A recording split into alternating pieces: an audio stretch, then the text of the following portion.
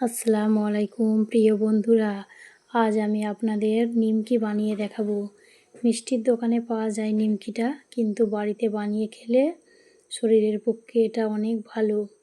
আগে আমি ময়দাটাকে নুন আর কালো জিরে দিয়ে মাখিয়ে রেখেছিলাম। এখন এটাকে আমি ছোট ছোট লেচির মতো কেটে এটাকে বেলে নিমকির শেপ দিয়ে নিয়েছিলাম 3 কোণানি করে। এটাকে একটু ভালোভাবে লাল করে মুচমুচে করে ভাজতে হবে। এইভাবে ছোট ছোট লেচি কেটে নিয়েছি।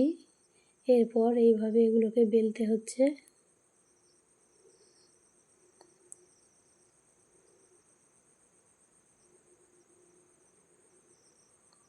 কিভাবে শেপ দিচ্ছি এইভাবে একটু দেখিয়ে দিচ্ছি আপনাদের।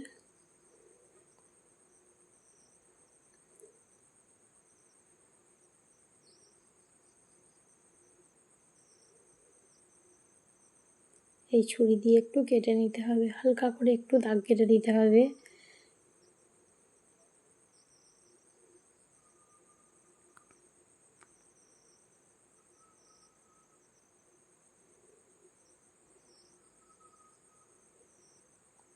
এইভাবে শেপ দিয়ে নিতে হবে।